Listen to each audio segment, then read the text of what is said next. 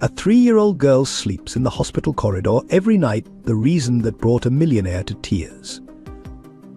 In the dimly lit corridor of St. Mary's Medical Center, a tiny figure lay curled up on a hard plastic chair, her small body wrapped in a thin hospital blanket. 3-year-old Emma Miller clutched her worn teddy bear, its matted fur telling stories of countless nights spent in this same hallway.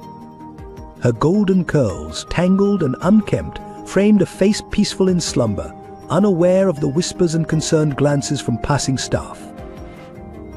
Night security guard Frank Thompson paused during his rounds, his weathered face softening at the sight. For the past week he'd watched this little girl sleeping here, her presence a heartbreaking mystery that haunted the hospital's night shift. Tonight something was different. Her usual pink dress seemed more worn, and her small shoes were scuffed beyond repair. What Frank didn't know was that this child's presence would soon capture the attention of Robert Wilson, the city's most notorious real estate mogul, and unravel a story that would shake the foundations of his carefully constructed world. In a small apartment on the outskirts of Boston, life for Emma and Sarah Miller had once been filled with simple joys. Emma, with her perpetual smile and curious blue eyes, was known throughout their former neighborhood for her gentle way with stray cats and her habit of offering dandelions to strangers. Despite being only 3, she carried herself with an old soul's grace, perhaps sensing the weight her mother carried. Sarah Miller, at 28, bore little resemblance to the confident pediatrician she'd been just 2 years ago. Her once pristine medical coat had been replaced by worn waitress uniforms, then hospital gowns. The transformation from respected doctor to struggling single mother had been swift and merciless. The twist of fate began with a misdiagnosis not her own, but one she was wrongly blamed for. A powerful family's influence had ensured her medical license was suspended, though the truth would later reveal a far more complex story. Their life before the hospital had been modest but dignified. Sarah worked double shifts at local diners, scheduling her hours around Emma's daycare. Their tiny one-bedroom apartment, though sparse in furnishings, overflowed with handmade art projects and bedtime storybooks. Every night, Sarah would create shadow puppets on the wall, turning their financial struggles into magical adventures for Emma's entertainment. The first signs of Sarah's illness were subtle fatigue she attributed to long hours, pain she dismissed as stress. By the time she couldn't ignore the symptoms anymore, the cancer had spread. The cruel irony of a former doctor becoming a patient in her own hospital system wasn't lost on her colleagues, though few remembered her from her medical days. Their descent into poverty was methodical.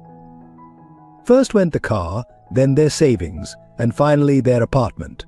Each sacrifice was wrapped in Sarah's fierce determination to shield Emma from their harsh reality.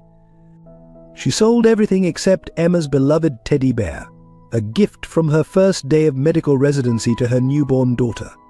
The bear, named Dr. Fuzzy, had been Emma's constant companion through every move, every goodbye, every night spent in increasingly desperate circumstances. What set Emma apart wasn't just her situation, but her response to it. While other children her age threw tantrums in toy stores, Emma spent her days creating elaborate stories for her stuffed animals in hospital waiting rooms. She turned supply closets into castles and treatment rooms into spaceships, her imagination transforming their grim reality into something bearable. Even the hospital staff, hardened by years of witnessing suffering, found themselves moved by the little girl who offered to share her last cookie with crying patients. Sarah had always taught Emma that kindness was free, even when nothing else was. This lesson manifested in unexpected ways, Emma leaving drawings for the janitorial staff, blowing kisses to elderly patients, and saving portions of her hospital cafeteria meals for the stray cat that lived in the parking lot. Her presence in the hospital corridors became a kind of living reminder of resilience, though few knew the full extent of her story. Now, as their situation grew more desperate, Emma's natural empathy seemed to deepen. She developed an uncanny ability to sense when others were in pain, often appearing with her teddy bear to offer comfort to strangers in distress. It was this very quality that would soon catch the attention of someone who could change their lives forever, though neither Emma nor Sarah could have predicted the complicated web of connections that were about to be revealed. Robert Wilson stood at the floor-to-ceiling windows of his penthouse office, his reflection ghosting against the Boston skyline he'd helped shape. At 45, he'd built Wilson Real Estate into a billion-dollar empire, but success had come at a devastating personal cost. His fingers traced the silver frame of a photograph on his desk, his daughter Catherine and wife Elizabeth, both gone within a year of each other, leaving him alone in his marble and steel kingdom. 5 years ago, Catherine had succumbed to an aggressive form of cancer at age 4, despite having access to the world's best medical care. Elizabeth, consumed by grief, died in a car accident 6 months later, though many whispered it wasn't entirely accidental. The double tragedy transformed Robert from a ruthless but fair businessman into someone his oldest employees barely recognized. His signature project, luxury hospital wings for the wealthy, became an obsession, as if building enough of them could somehow turn back time. Known in the press as the developer who never blinks, Robert had earned a reputation for acquiring properties through whatever means necessary. His latest project involved demolishing a lower-income housing complex to build high-end medical facilities. The irony that he'd displaced dozens of families, including several with sick children, was something he forced himself not to dwell on. Business was business, he told himself, even as Catherine's photo seemed to judge him silently. The public saw him as a paradox, a philanthropist who donated millions to children's cancer research while simultaneously making healthcare less accessible to the poor. His annual charity gala raised record amounts for pediatric care, yet his development projects often resulted in community health centers being shut down. This contradiction earned him both admiration and contempt, though few dared express the latter openly. In his private moments, Robert was haunted by memories. Catherine's favorite purple dinosaur still sat in his home office, untouched. Elizabeth's garden, once vibrant with roses, now maintained by staff, bloomed for no one. He channeled his grief into work, building higher, buying more, as if success could fill the void they'd left behind. His board of directors celebrated his increased productivity, while his therapist warned of unprocessed trauma. The only reminder of his former self was his weekly ritual of visiting the children's ward of St. Mary's Medical Center, though few knew about these quiet Sunday morning visits. He would arrive before visiting hours, walking the halls alone, occasionally leaving anonymous donations for families struggling with medical bills. These moments of connection to his past life were carefully guarded secrets, maintained by a select few loyal staff members. Yet, despite his wealth and influence, Robert Wilson remained fundamentally alone. His massive penthouse echoed with emptiness, his dinner table set for one. Board meetings and charity functions filled his calendar, but not the hollow space in his chest where family used to be. He'd built an empire on the principle that everything had a price, only to learn too late that what he truly valued couldn't be bought at any cost. Little did he know that fate was about to force him to confront not only his past decisions but also the very foundations of his beliefs about wealth, power, and redemption. The sight of a small girl sleeping in a hospital hallway would soon shatter his carefully constructed walls, leading to discoveries that would challenge everything he thought he knew about family, love, and the true cost of business decisions made without heart. At St. Mary's Medical Center, head nurse Jane Thompson's reputation preceded her. After 23 years in pediatric oncology, she'd developed an almost supernatural ability to know which patients needed her most. At 45, her auburn hair now streaked with grey, Jane ran her ward with a perfect balance of efficiency and compassion that younger staff members strived to emulate. Her office door, decorated with countless children's drawings, told the story of lives touched over decades of service. Dr. Michael Anderson, the chief of pediatric oncology, carried the weight of his position in the slight stoop of his shoulders. At 50, he'd seen enough success and failure to know that medicine wasn't just about protocols and procedures. His current ethical dilemma: watching Emma Miller sleep in the hallway while hospital policy prevented them from providing her a proper bed, ate at him nightly. The rules were clear: only patients could stay overnight. Yet every morning he found himself bringing an extra breakfast tray to the small girl who had captured the entire staff's hearts. The regular hospital staff had formed an unofficial support network around Emma and Sarah. Jessica Martinez, the night shift nurse, always made sure Emma had a fresh blanket. Tom Parker, the security guard, would pretend not to notice when Emma snuck into the staff break room to watch cartoons on the small TV. Even Mrs. Henderson, the cafeteria manager, regularly found extra portions that would mysteriously make their way to the little girl. But beneath their united front of care lay a growing unease. The hospital administration, pressured by recent budget cuts and corporate oversight, had begun strictly enforcing policies about non-patient overnight stays. The staff watched helplessly as similar cases were turned away, families separated by cold institutional rules. Their attempts to bend these rules for Emma and Sarah walked an increasingly dangerous line. The tension reached the hospital board, where Dr. Anderson found himself defending his staff's actions while trying to maintain professional objectivity. "We took an oath to do no harm," he argued in closed-door meetings. Forcing a 3-year-old onto the street at night isn't that harm, but the board, concerned with liability and precedent, remained unmoved. Jane Thompson had seen this pattern before: the slow grinding of bureaucratic wheels against human necessity. She'd witnessed too many families broken by the intersection of illness and poverty, too many children lost not to disease but to a system that valued profits over people. Her retirement was just 2 years away, but cases like Emma's made her wonder if she could last that long. The hospital staff's daily routine became a careful dance of compassion and compliance. They documented everything meticulously while simultaneously finding creative ways to provide care beyond the official scope. Supply closets were accidentally left unlocked, containing extra pillows and snacks. Staff breaks were coordinated to ensure someone always had an eye on Emma. Each small act of kindness was a quiet rebellion against a system they'd sworn to serve but increasingly struggled to respect. What none of them could predict was how their small acts of defiance would soon intersect with Robert Wilson's world, creating a storm that would force everyone from the night janitor to the hospital board to question what they truly valued in healthcare. The coming weeks would test not just their professional ethics but their very understanding of what it meant to heal. The evening Robert Wilson first encountered Emma Miller would change the trajectory of multiple lives. He'd arrived at St. Mary's Medical Center well after visiting hours, a time he preferred for his anonymous inspections of potential property acquisitions.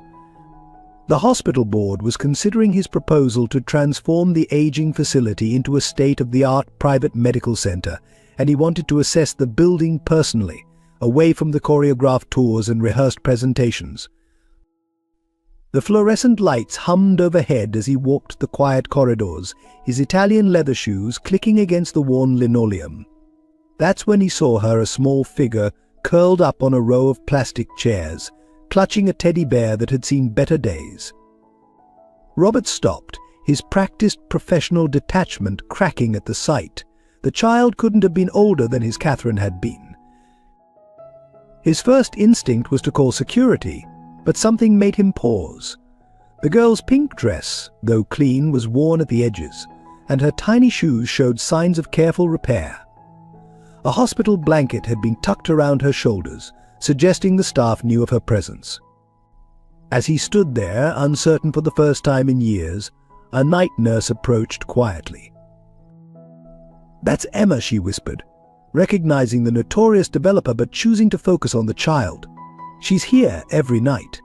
Her mother's in terminal care upstairs. The nurse's tone carried a subtle challenge, daring him to object to the child's presence. Robert found himself drawn closer, memories of Catherine threatening to breach the carefully constructed walls around his heart. He noticed a small notebook clutched in Emma's hand, its pages filled with childish drawings of doctors, nurses, and what appeared to be a woman in a hospital bed. The artwork was surprisingly detailed for one so young, reminiscent of Catherine's own artistic tendencies.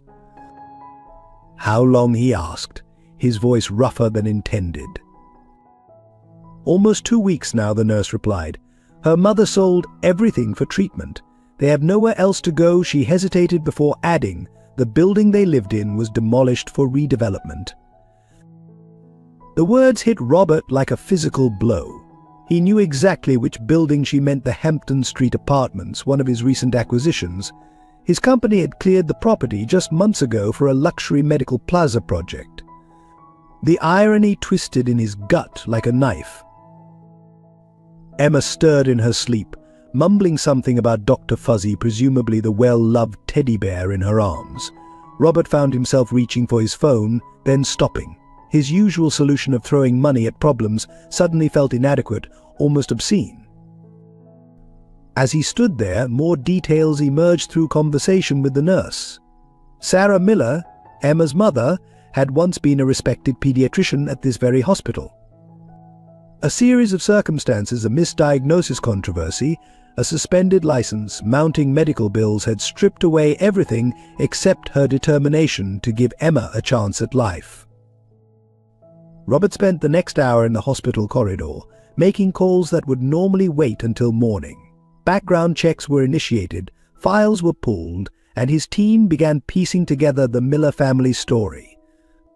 Each new detail added layers of complexity to what had initially seemed a simple case of poverty. By midnight, he had a preliminary report. The Hampton Street property had been acquired through his company's standard procedures, legal notices sent, compensation offered, deadlines enforced. Everything had been by the book. Yet standing there watching Emma sleep in a hospital hallway, by the book suddenly felt hollow. The final piece of information arrived via text: a photo of Sarah Miller from her days as a practicing physician. Robert's hand began to shake. He recognized her immediately. She had been part of Catherine's medical team during those final, desperate months.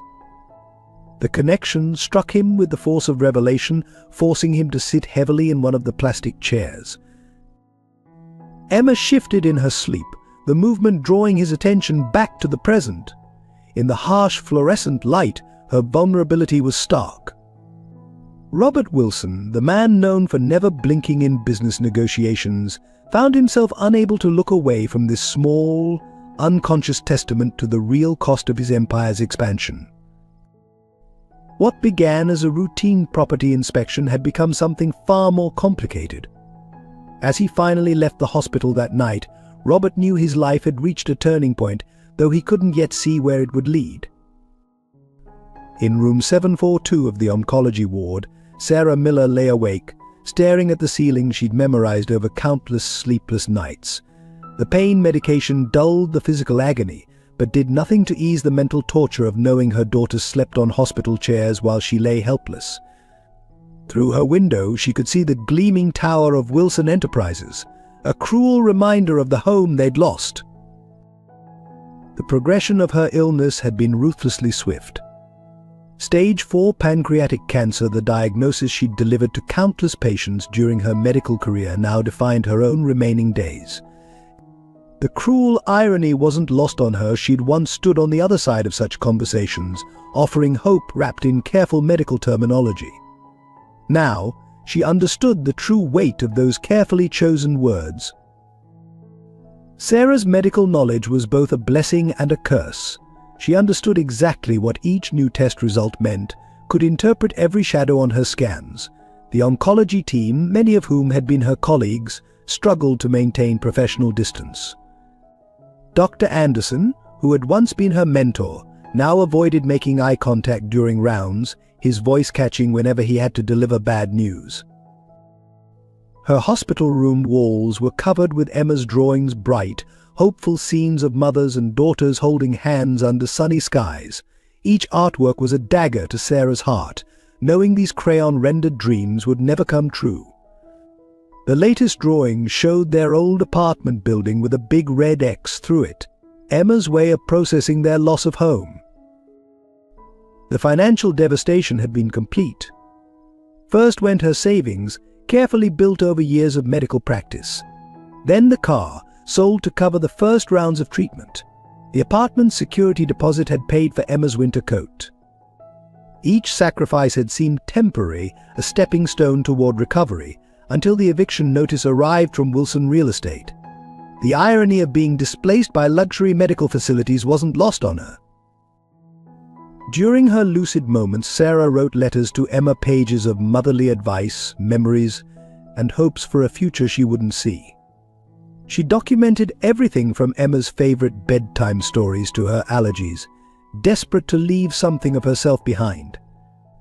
The hospital social worker had gently suggested foster care arrangements, but Sarah couldn't bear the thought of separating from Emma during her final months. The nights were the hardest. From her bed, she could hear the quiet footsteps of nurses checking on Emma in the hallway. The staff's kindness was overwhelming. Secret snacks, extra blankets, turned blind eyes to policy violations. Yet each act of mercy reminded Sarah of how far she'd fallen from her own days in a white coat, when she'd been the one offering help, rather than receiving it. The most painful moments came during Emma's daily visits. Her daughter had developed an uncanny ability to sense when Sarah was having a bad day, climbing carefully onto the bed to share stories about her hallway adventures. Emma spoke of the friendly janitor who taught her magic tricks, the night nurse who sneaked her pudding cups, creating a whole world from the hospital corridors that had become her playground. Sarah's medical training couldn't prevent her from calculating the odds, from knowing that each day brought them closer to an inevitable separation. The experimental treatments she'd once recommended to her own patients were now financially out of reach. The bitter truth was that money, not medicine, would determine her remaining time with Emma. In her more desperate moments, Sarah found herself praying not for healing but for solutions, anyone who could ensure Emma's future. Her daughter's resilience both inspired and devastated her. No 3-year-old should have to be so strong, so adaptable to tragedy. Yet Emma somehow maintained her gentle spirit, offering her teddy bear to crying patients, sharing her meager possessions with others she deemed more needy. The dawn light was beginning to filter through her window when Sarah heard familiar little footsteps approaching her room. Another day was beginning, another day of fighting, of pretending strength she no longer possessed, of trying to create memories that would have to last Emma a lifetime. As her door creaked open and Emma's sleep-tousled head appeared, Sarah forced a smile, pushing aside her pain. In these precious moments, she couldn't afford the luxury of despair. What Sarah couldn't know was that fate, in its mysterious way, was about to intervene through the most unlikely of sources. The man whose company had taken their home would soon become entangled in their lives in ways none of them could predict. The story of Emma Miller, the little girl who slept in St. Mary's hallways, first broke on local news through a rookie reporter's human interest piece. Lucy Chen had been covering a routine hospital board meeting when she spotted Emma sharing her lunch with an elderly patient. Within days, the story went viral, sparking a fierce debate about healthcare, homelessness, and the human cost of urban development. Social media exploded with opposing narratives. Some praised the hospital staff's compassion in allowing Emma to stay, while others criticized the facility for not providing proper accommodation. Emma's miracle and healthcare failure trended simultaneously, reflecting the community's divided response. Local news stations parked their vans outside St. Mary's, hoping to capture footage of the little girl who'd become an unwitting symbol of America's healthcare crisis. The hospital board found itself under intense scrutiny. Anonymous sources leaked details about recent policy changes that prioritized private patients, linking these decisions to negotiations with Wilson Enterprises. Dr. Anderson faced increasing pressure to enforce overnight stay regulations, even as public sentiment rallied behind Emma and Sarah. The hospital's PR department worked overtime, trying to balance sympathy with policy compliance. Local churches and community organizations mobilized, organizing prayer vigils and fundraisers. The First Baptist Church set up a donation fund, while the Neighborhood Association coordinated meal deliveries. Yet these well-meaning efforts highlighted a deeper problem: individual charity couldn't fix a broken system. Some donors expressed frustration that their contributions barely dented the massive medical bills. The story took an unexpected turn when former residents of the Hampton Street apartments recognized Sarah's name. Their testimonies about the displacement caused by Wilson Enterprises' development project added fuel to the controversy. Community activists organized protests outside Wilson's corporate headquarters, demanding accountability for the impact of luxury development on vulnerable populations. Social workers and healthcare advocates used Emma's story to illustrate the gaps in the system. They pointed out how a former pediatrician could fall through society's safety nets, ending up homeless while fighting cancer. Medical students at nearby universities organized discussions about healthcare accessibility, using Sarah's case as a stark example of systemic failures. The hospital staff found themselves in an uncomfortable spotlight. Nurses were interviewed by news outlets, carefully choosing their words to protect their jobs while advocating for change. Jane Thompson emerged as an unofficial spokesperson, her decades of experience lending weight to her measured calls for policy reform. Her quiet dignity in defending Emma's presence resonated with viewers, humanizing what could have been just another statistical debate. Local businesses near the hospital began offering support in small ways. The cafe across the street provided free meals to Emma and any staff member who watched over her. A nearby hotel quietly offered their conference room for hospital staff meetings discussing the situation, away from media attention. These grassroots efforts created a network of support that transcended official channels. As public interest grew, so did the complexity of responses.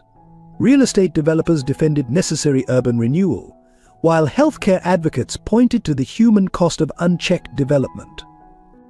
Emma's story became a Rorschach test for society's values, different groups seeing in it confirmation of their existing beliefs about capitalism, healthcare, and social responsibility. What none of these well-meaning observers could know was how their collective response would affect the key players in this unfolding drama. The public attention would soon force decisions and revelations that would change not just Emma and Sarah's lives, but the entire community's understanding of responsibility, redemption, and the true meaning of wealth. The mounting pressure from all sides was building toward a crisis point that would force everyone involved, from hospital administrators to real estate moguls, to confront the real implications of their choices. As Emma continued her nightly vigil in the hospital hallway, unaware of the storm surrounding her, the stage was being set for a confrontation that would challenge the very foundations of power and privilege in their city. In his penthouse office, Robert Wilson sat surrounded by files that painted a damning picture of his company's role in the Millers tragedy. His private investigators had been thorough, tracing Sarah Miller's journey from respected pediatrician to homeless cancer patient. Each document added another layer of guilt to his already heavy conscience. The Hampton Street development file lay open on his desk, bearing his own signature. The relocation assistance offered to residents had been legally adequate but practically insufficient. Sarah Miller's name appeared on a list of tenants who had requested medical hardship extensions requests that had been summarily denied by his legal team. The timing couldn't have been worse. Her eviction notice had arrived the same week as her cancer diagnosis. More disturbing were the connections his team had uncovered. Sarah Miller hadn't just been any doctor, she'd been part of the team that treated Catherine during her final months. Robert's hands trembled as he reviewed hospital records from 5 years ago. There was Sarah, then Dr. Miller, noted for spending extra hours with Catherine, reading her stories long after her shift had ended. His daughter had even mentioned her in her journal. Dr. Sarah makes the medicine less scary. The irony was brutal. His company's actions had destroyed the life of someone who had shown kindness to his dying child. Robert found himself watching security footage of Emma sleeping in the hallway, her small form curled around the same teddy bear Catherine had owned. The parallel was almost too painful to bear. His investigation revealed more uncomfortable truths. The luxury medical center planned for the Hampton Street site would have been inaccessible to patients like Sarah, the very healthcare workers who had once staffed it. The project's marketing materials, with their promises of exclusive care for discerning clients, now seemed obscene. Robert's executive team was growing concerned about his obsession with the Miller case. His assistant reported worried whispers about his stability, about how the similarity to Catherine's story might be affecting his judgment. But for the first time in years, Robert felt clarity cutting through his grief-induced fog. He began making discreet inquiries about Sarah's medical care. The treatments she needed, experimental therapies and specialized care, were available at his private medical facilities. The cost would be astronomical, but money had never been an obstacle for him before. Yet when he approached her room that morning, intending to offer help, he witnessed something that stopped him cold. Emma sat on her mother's bed, carefully feeding Sarah soup from the hospital cafeteria. The child's face showed a determination beyond her years as she wiped her mother's chin with a paper napkin. Sarah's eyes held a mixture of love and heartbreak that Robert recognized from Elizabeth's final days with Catherine. This wasn't a problem he could solve by throwing money at it. The media attention was growing, with reporters drawing direct lines between Wilson Enterprises' development practices and the human cost to families like the Millers. His Puerto Rico team prepared statements about job creation and economic growth, but Robert found himself unable to approve them. The rehearsed corporate speak rang hollow against the reality of that little girl sleeping in a hospital hallway. His investigation had one final, devastating revelation. The controversial incident that had led to Sarah's medical license suspension, a misdiagnosis that had allegedly endangered a patient, had been orchestrated by a powerful family with connections to his own board of directors. They had needed a scapegoat for their son's medical condition, and Sarah, with her dedication to truth over political expedience, had been an easy target. Robert stood at his office window, watching the sun rise over the city he'd helped build. His empire was built on the principle that everything had a price, that progress required sacrifice. But staring at Emma's drawing of her former home, now tucked into his desk drawer, he questioned what true progress looked like. The press was calling for statements, the board was demanding action, and his lawyers were warning about precedent. For the first time in his career, Robert Wilson found himself completely uncertain about his next move. The ruthless businessman who had never hesitated to make tough decisions now faced a choice between protecting his empire and redeeming his humanity. What he didn't know was that his investigation had stirred up forces beyond his control. The truth about Sarah's past was about to collide with his present in ways that would shake the foundations of everything he'd built. The truth about Sarah Miller emerged not through Robert's investigation, but through an unexpected source. Dr. Anderson, reviewing old case files late one night, discovered a connection that had been deliberately buried. 5 years ago, Sarah had been the whistleblower in a case involving experimental cancer treatments at the hospital's private wing, the same wing where Catherine Wilson had received her final treatments. The documents revealed a devastating story. Sarah had discovered irregularities in the trial protocols, treatments being pushed through without proper safety measures. Her initial reports were ignored, then actively suppressed. When she persisted, raising concerns about patient safety, particularly regarding young children in the trial, the hospital board had moved swiftly to discredit her. The misdiagnosis scandal that ended her career had been fabricated. Sarah had correctly diagnosed a prominent businessman's son with a rare genetic condition, but the family refused to accept the diagnosis. They wanted a more treatable explanation for their child's symptoms. When Sarah refused to change her diagnosis, the family used their influence to have her medical license suspended. Hospital records showed Sarah had been one of the most dedicated pediatric oncologists on staff. Her patients had the highest survival rates in the department, and her innovative approach to pain management in children had been published in leading medical journals. Former colleagues described her as brilliant but uncompromising when it came to patient care, a quality that ultimately made her dangerous to those with something to hide. Most shocking was the connection to Robert Wilson's daughter. Sarah had been Catherine's primary oncologist until just weeks before the child's death. Her removal from the case coincided with her raising concerns about the experimental treatment protocols. The timing suggested a darker truth had Sarah been right about the treatments. Had her silence been bought with the threat of professional ruin? Dr. Anderson found himself staying late into the night, piecing together the puzzle. Notes in Catherine's file, written in Sarah's distinctive hand, showed her fighting to explore alternative treatments, arguing against the aggressive protocols that ultimately failed. Her final entry, dated just days before her removal, read patient's condition deteriorating. Recommend immediate discontinuation of experimental protocol.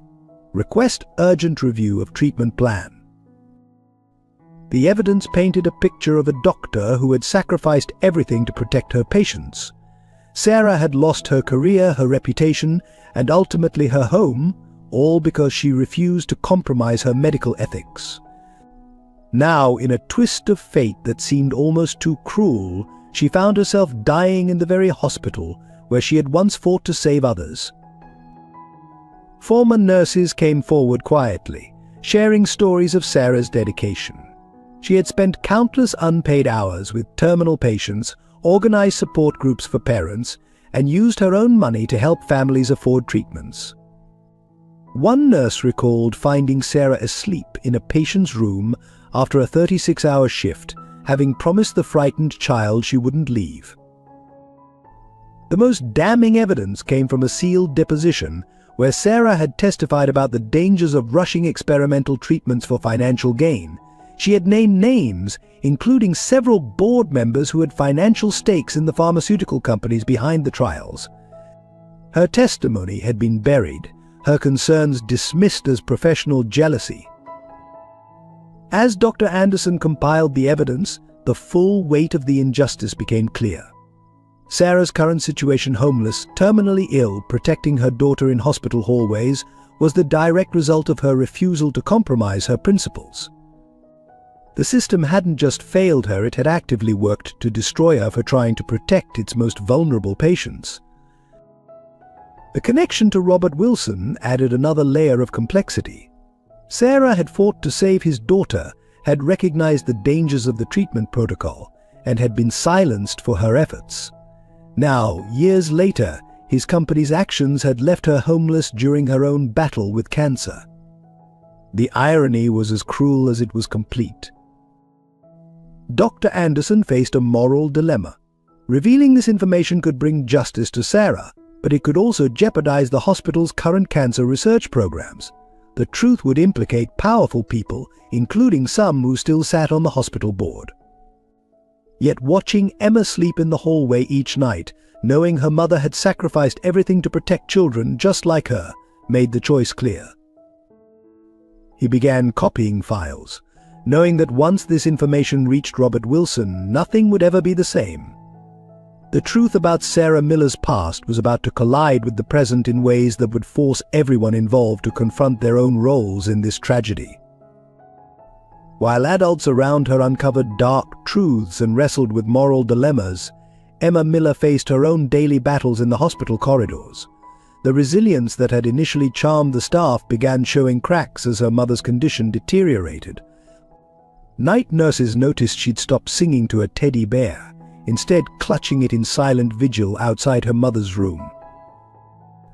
The strain of their situation manifested in subtle ways. Emma developed a habit of hoarding food from her cafeteria meals, hiding crackers and fruit cups in various corners of the hospital. When kind-hearted staff members offered her treats, she would carefully wrap them in napkins, saving them for when Mummy gets better. The behavior spoke volumes about her underlying fears and understanding of their precarious situation. Her world had shrunk to the confines of the hospital's 7th floor. The playroom, though technically off-limits to non-patients, became her sanctuary during the day. The child life specialists, breaking protocol, allowed her to join their activities, watching as she methodically sorted medical toys, playing out scenes of healing and recovery over and over. During art therapy sessions, her drawings grew increasingly complex dark clouds hovering over hospital buildings, stick figures of doctors with angel wings. Sleep became an issue as Sarah's condition worsened. Emma fought against exhaustion each night, afraid her mother might need her. The security guards found her sleepwalking through the corridors, calling for Dr. Fuzzy to help make her mummy better. During the day, she would doze off in odd places under the nurse's station desk, in the corner of the chapel, beside the vending machines that hummed like her mother's breathing machines. The hospital staff noticed other concerning changes. Emma began mimicking medical procedures with her teddy bear, setting up elaborate treatments with stolen medical supplies, empty syringes, bandages, and surgical masks. She spoke less, but when she did, her vocabulary was peppered with medical terms. No 3-year-old should know mummy needs more morphine. The cytology report was bad. Her relationship with other children in the hospital became complicated. While she showed extraordinary empathy for sick kids, comforting them during procedures and sharing her precious teddy bear, she struggled to relate to visiting siblings who got to go home at night. Once, when a young patient's family brought in birthday cake, Emma had a rare tantrum, screaming about the unfairness of celebrations. The social workers assigned to their case watched with growing concern as Emma developed attachment issues. She became increasingly clingy with certain staff members, particularly Jane Thompson, who reminded her of Sarah in her healthier days. When these favorite nurses ended their shifts, Emma would become inconsolable, adding another layer of guilt to the already emotionally strained staff. Robert Wilson observed these changes from a distance, recognizing in Emma's behavior echoes of Catherine's final months. He watched as she created elaborate stories about going home, about her mother getting better, about the future they would have together. Each fantasy was a dagger to those who knew Sarah's prognosis. The similarity to his own loss paralyzed him. He had the power to help but feared any intervention would only add to her eventual grief. The breaking point came during a routine fire drill. The alarm's sudden blare sent Emma into a panic attack, convinced something had happened to her mother. It took 3 staff members to calm her down, her small body shaking with sobs as she begged to see Sarah. The incident forced everyone to confront the reality that their makeshift arrangements were taking a psychological toll on the child. Dr. Anderson, watching Emma's deteriorating emotional state, faced an impossible choice. Hospital policy demanded action about her unauthorized residence, but removing her from her only remaining parent seemed unconscionably cruel. The social workers' suggestions of foster care or temporary housing met with fierce resistance from both Sarah and the hospital staff, who had become Emma's de facto family. As Emma's situation grew more dire, the hospital staff's protective instincts intensified. They created an unofficial schedule to ensure someone was always watching over her, sharing observations and concerns through quiet conversations during shift changes. Their efforts to shield her from the harsh realities of her situation while supporting her mounting emotional needs became an increasingly complex balance. What none of them could predict was how Emma's struggles would soon catalyze a chain of events that would force both the hospital administration and Robert Wilson to confront the human cost of their policies and decisions. The little girl who slept in the hallway was about to become the center of a storm that would change everything. Robert Wilson's first real interaction with Emma came unexpectedly one rainy Tuesday morning. He found her sitting cross-legged outside the hospital chapel, carefully arranging medical pamphlets into a makeshift dollhouse. Without looking up, she offered him a crumpled tissue to use as a blanket for his sick patient. Something in her matter-of-fact kindness broke through his carefully maintained professional distance. The unlikely friendship that developed between the billionaire developer and the homeless 3-year-old became the subject of whispered conversations among hospital staff. Every morning, Robert would arrive with a paper cup of hot chocolate extra marshmallows and sit with Emma while she made her rounds visiting patients she had befriended, offering comfort with a wisdom far beyond her years. Their conversations revealed depths that startled even the most seasoned child psychologists. Emma spoke of death with the straightforward acceptance unique to young children, asking Robert if heaven had good doctors and whether angels needed chemotherapy. Her questions about his own daughter came naturally, without the awkward hesitation adults showed around the topic of Catherine. "Did your little girl have a teddy bear too?" she asked one morning, holding up Dr. Fuzzy for inspection. Robert's throat tightened as he nodded, remembering Catherine's identical bear, now stored away in a box he couldn't bring himself to open. Emma considered this seriously before declaring, "Maybe they're playing together in heaven. Dr. Fuzzy says sick kids need lots of friends up there." Sarah watched these interactions from her hospital bed with a mixture of gratitude and trepidation. She recognized Robert Wilson from news coverage of the Hampton Street development, knew his company was responsible for their homelessness. Yet seeing Emma smile for the first time in weeks made it impossible to maintain her anger. The complexity of their situation, owing their current hardship to the man who now brought daily comfort to her daughter, weighed heavily on her weakening shoulders. The hospital staff observed another change in Emma. She began creating elaborate stories about her future, always including Mr. Robert in them. In her drawings, a tall figure in a suit appeared alongside the stick figure family she drew daily. When asked about these pictures, Emma would explain matter-of-factly that Mr. Robert was sad because his daughter was with the angels, so she was sharing her mummy with him. Robert found himself transformed by these morning visits. Board meetings were rescheduled around Emma's preferred storytelling time. His assistant noted he smiled more, though these smiles often held a sadness that hadn't been there before. He began taking a personal interest in the hospital's pediatric cases, quietly arranging for specialized treatments and equipment through anonymous donations. The relationship deepened when Emma caught a minor cold. Robert spent 3 nights sleeping in a chair outside her temporary room in the pediatric ward, memories of Catherine's final days haunting his attempts at rest. The sight of the powerful businessman reading Goodnight Moon while wearing a surgical mask became another piece of hospital folklore. Sarah's initial resistance to Robert's presence began to soften as she observed his genuine care for Emma.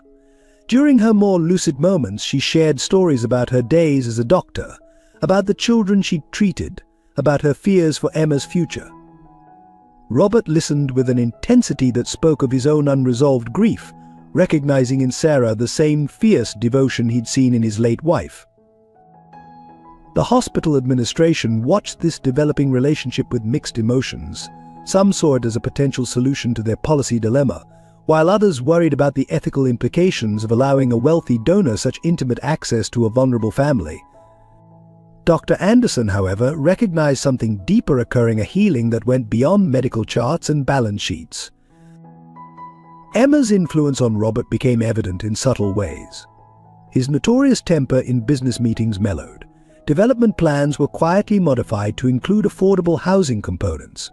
The cutting remarks about inefficient public healthcare facilities disappeared from his public speeches.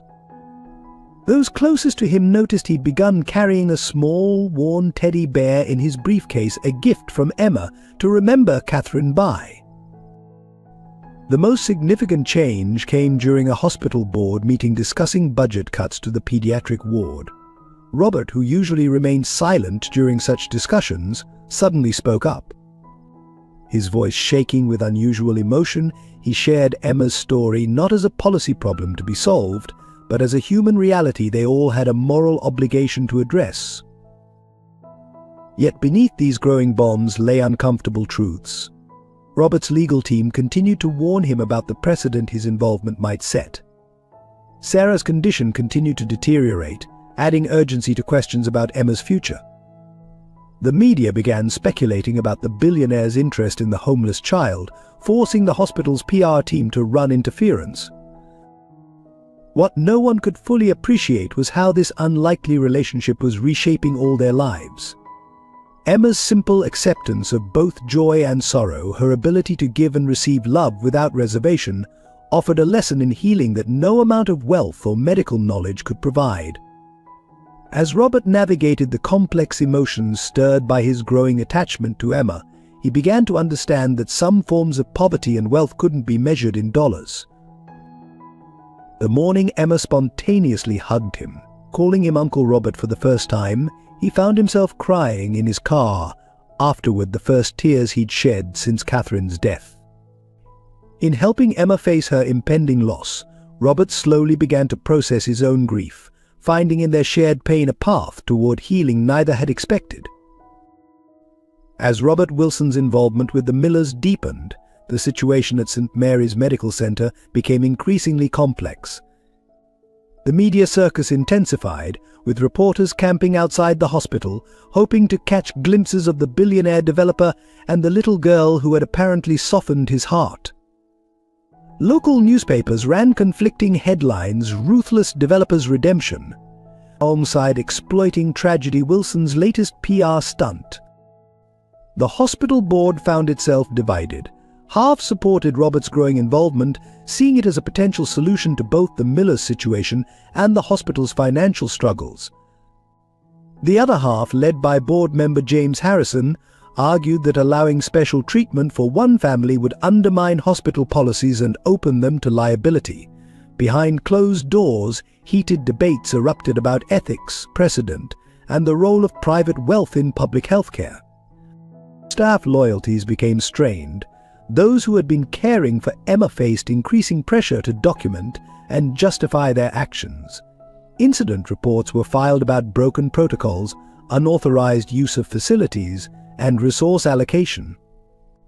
Jane Thompson found herself defending her nurses' decisions to share meals, provide blankets, and allow Emma access to staff areas.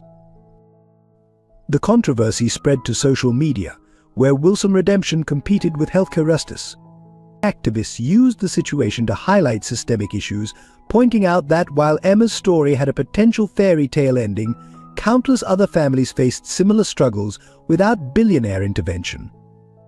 Robert's past business practices came under renewed scrutiny, with journalists digging into the histories of other families displaced by his developments.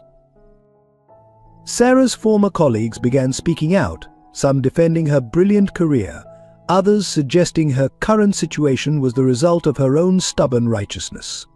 Old accusations about the misdiagnosis scandal resurfaced, along with whispers about pharmaceutical company influence and suppressed research data. The hospital's legal team worked overtime to contain potential liability issues. Robert faced his own challenges within Wilson Enterprises. Shareholders expressed concern about his changing priorities and emotional investment in the Miller case. Board members questioned the wisdom of halting several profitable development projects that would have displaced other low-income residents. His reputation for ruthless efficiency, once a point of pride, became a source of public criticism. The situation reached a boiling point when an anonymous source leaked details about Sarah's role in Catherine Wilson's case. The revelation that she had opposed the experimental treatment protocol, possibly predicting its fatal outcome, sent shockwaves through the medical community. Questions arose about why her warnings had been ignored and who had benefited from silencing her concerns. Local politicians seized on the controversy.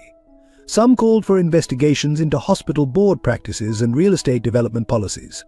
Others defended the existing system, arguing that emotional responses to individual cases shouldn't drive policy changes. The mayor's office issued carefully worded statements about balancing progress with community needs. Emma, unaware of the storm surrounding her, continued her daily routine in the hospital corridors, but the tension began affecting her environment. Staff members were more hesitant in their interactions, conscious of being watched and judged. Security guards received instructions to more strictly enforce visitor policies, creating awkward situations with Emma's unofficial caretakers. Dr. Anderson found himself walking a tightrope between his medical duties and his growing understanding of the broader implications of the Miller case. His search through old records had revealed patterns of systematic suppression of whistleblowers like Sarah, but exposing these truths could potentially destroy careers and institutions. The hospital chaplain, Father Michael, observed that the situation had become a mirror, reflecting back to each person their own values and prejudices. Wealthy donors saw either redemption or manipulation in Robert's actions. Medical staff saw either hope or favoritism. The public saw either a heartwarming human interest story or a damning indictment of healthcare inequality. As pressure mounted, small cracks began appearing in the informal support system that had sustained Emma and Sarah. Staff members were reassigned, security protocols tightened, and access to certain areas restricted. The warmth and flexibility that had made their situation bearable began yielding to institutional rigidity. Robert watched these developments with growing concern. His attempt to help one family had unleashed forces beyond his control, threatening to destroy the very support system Emma needed most. The mounting tensions forced him to confront an uncomfortable truth: money alone couldn't solve the complex web of human needs and institutional failures that the Millers case represented. Meanwhile, Sarah's condition continued to deteriorate, adding urgency to questions about Emma's future. The media attention and hospital politics had created a pressure cooker environment, with everyone waiting for something to break. What no one realized was that the breaking point would come from an unexpected direction, forcing all involved to confront their roles in a system that had failed not just the Millers, but countless others like them. The story had become a battlefield for larger societal debates about healthcare access, wealth inequality, and corporate responsibility. Lost in the noise were two simple truths: a mother was dying, and a little girl slept in a hospital hallway, holding onto her teddy bear and hoping for miracles that money couldn't buy. As the controversy surrounding Emma and Robert escalated, Dr. Anderson's investigation uncovered layers of connections that no one had anticipated. Deep in the hospital archives, he found a photograph from a medical conference 15 years ago. In it, a young Sarah Miller stood next to Elizabeth Wilson, Robert's late wife, both wearing name tags identifying them as promising medical researchers. The implications were staggering. Further digging revealed that Sarah and Elizabeth had been research partners during their residency, working on innovative pediatric cancer treatments. Their early papers, published under their maiden names, had laid the groundwork for protocols that would later be corrupted by pharmaceutical companies. Elizabeth had gone on to marry Robert Wilson and leave medicine, while Sarah had continued their shared mission of finding gentler treatments for child patients. The connections grew more intricate. The experimental treatment that had failed Catherine Wilson had been a corrupted version of Sarah and Elizabeth's original research. Sarah's opposition to the protocol hadn't just been professional, it had been personal. She had recognized how far their original work had been twisted by corporate interests, but her attempts to intervene had been silenced. In Elizabeth's personal papers, preserved in the hospital's records, there were references to SM and her concerns about the treatment protocols. Elizabeth had been quietly supporting Sarah's attempts to reform the system from within, until her own daughter's illness consumed all her attention. The tragic irony was that both women had seen the flaws in the system, but neither had been able to prevent Catherine's death. The paperwork trail led to more revelations. The Hampton Street apartment complex, where Sarah and Emma had lived before being evicted, had been Elizabeth's first charitable project. She had established it as affordable housing for medical residents and patients' families, with Robert reluctantly supporting her vision. After her death, the property had been just another asset in Wilson Enterprises' portfolio, its significance forgotten, until it was slated for demolition. Dr. Anderson discovered letters between Elizabeth and Sarah, written during Catherine's treatment. Sarah had been secretly consulting on the case, providing Elizabeth with alternative treatment options that the hospital board had rejected. The last letter, dated just days before Catherine's death, contained Sarah's desperate plea to stop the experimental protocol, a warning that went unheeded. The most shocking discovery came in the form of a sealed envelope in Elizabeth's personal effects, addressed to Robert but never delivered. Inside was evidence that the pharmaceutical company behind Catherine's experimental treatment had knowingly suppressed data about its risks. Sarah had helped Elizabeth compile this information, but Elizabeth's death had prevented its exposure. Robert's own investigation through private channels confirmed these connections. His wife and Sarah had been more than colleagues, they had been friends united in their fight against a system that prioritized profits over patients.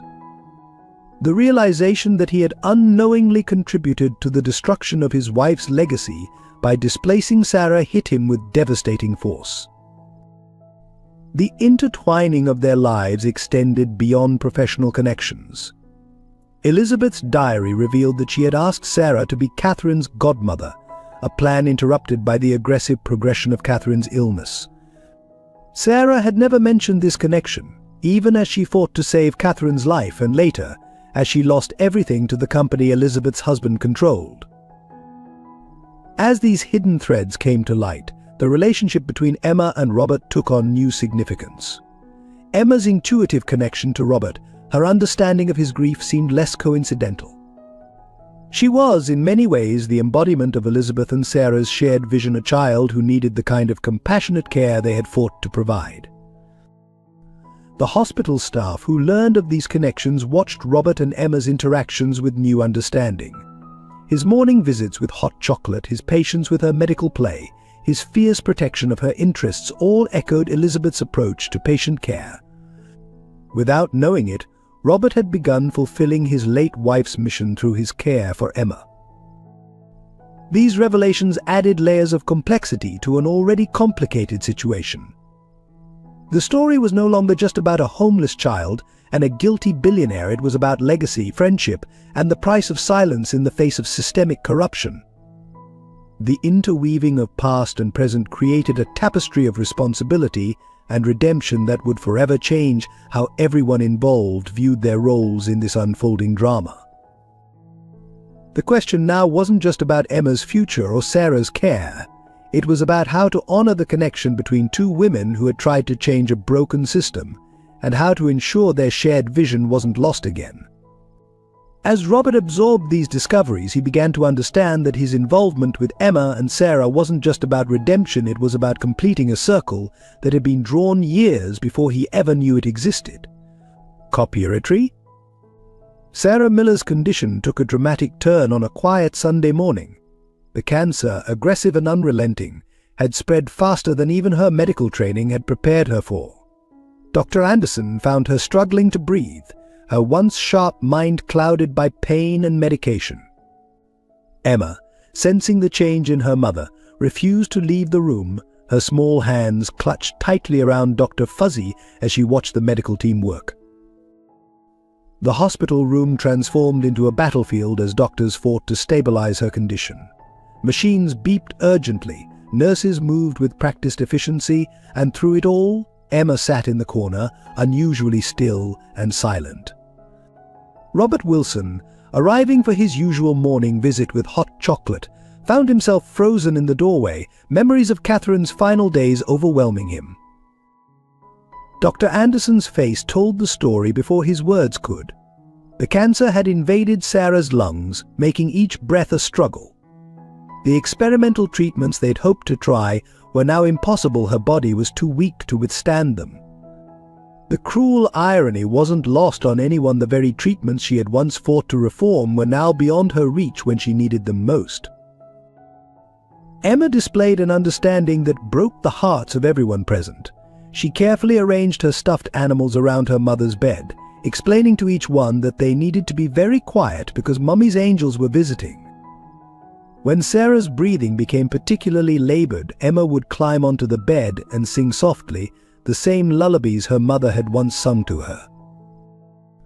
The hospital staff witnessed moments that would haunt them for years. Sarah, in her more lucid moments, tried to prepare Emma for what was coming. She would point to the stars visible from her window, telling Emma that soon she would be watching over her from up there. Emma would nod solemnly, then ask practical questions that no 3-year-old should have to consider. Who will read my bedtime stories? Will the angels let you come visit? Robert found himself taking on an increasingly active role. He sat through medical consultations, his business acumen now focused on understanding treatment options and pain management protocols. During one particularly difficult night, he overheard Emma telling Dr. Ozzy that maybe Mr. Robert could be her Earth daddy, while her mummy became her sky mummy. The words hit him with physical force. Sarah's lucid moments became precious windows for necessary discussions. She worried about Emma's future, about the system that had failed them, about the truths that needed to be told.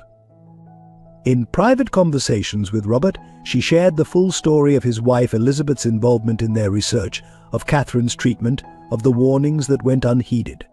Each revelation seemed to forge a stronger bond between them, built on shared grief and responsibility. The hospital board, faced with the reality of Sarah's condition, finally dropped their objections to Emma's presence.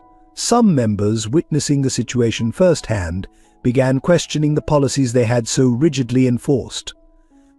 The human cost of their decisions, personified in this small family's tragedy, became impossible to ignore. As Sarah's strength ebbed, she focused on creating memories for Emma. She recorded videos on a phone Robert had provided, reading stories, sharing memories, and offering the kind of advice only a mother could give. The nurses helped her make handprints and collect locks of hair, precious artifacts of their time together. She wrote letters for Emma's future milestones: first day of school, 16th birthday, wedding day, each sealed with tears and hope. The most difficult moments came when Sarah's professional knowledge collided with her maternal instincts. She could read her own charts, understand every declining number, recognize each sign of approaching death. Yet she fought with everything she had, determined to give Emma as much time as possible. Her colleagues' faces, when they thought she wasn't watching, told her everything she already knew. Through it all, Emma showed a strength that amazed and devastated those around her. She developed an almost uncanny sense of when her mother needed her, appearing at Sarah's bedside moments before a crisis.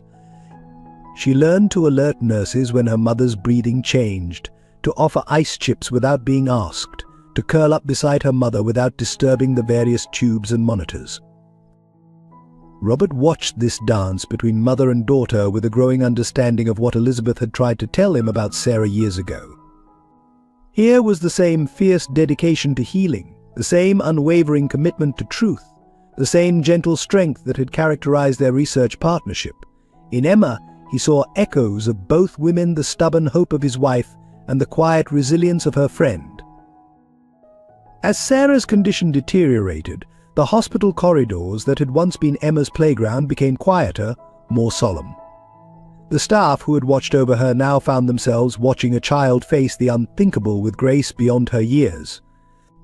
Each person who witnessed their story found themselves changed by it, forced to confront questions about justice, healthcare, and the true meaning of wealth.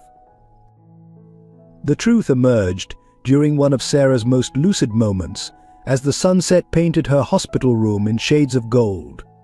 Her voice, barely a whisper, called Robert to her bedside. "There's something about Elizabeth you need to know," she began, her words carrying the weight of years of silence. Sarah revealed that she and Elizabeth hadn't just been research partners, they had been sisters, separated by adoption at birth. They had discovered their connection during medical school, choosing to keep it private to protect their professional reputations. Their shared passion for pediatric medicine wasn't coincidental, it was literally in their blood. The revelation sent shockwaves through Robert's understanding of the past decade. Elizabeth's inexplicable devotion to Sarah's research, her insistence on funding the Hampton Street housing project, her fierce defense of Sarah during the initial whistle-blowing controversy all took on new meaning. The photograph he'd found of them at the medical conference showed more than colleagues, it captured two sisters who had found each other against impossible odds. The deeper truth about Catherine's treatment emerged next.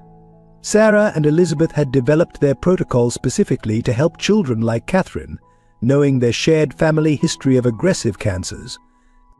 When pharmaceutical companies had modified their research for profit, both sisters had fought against it.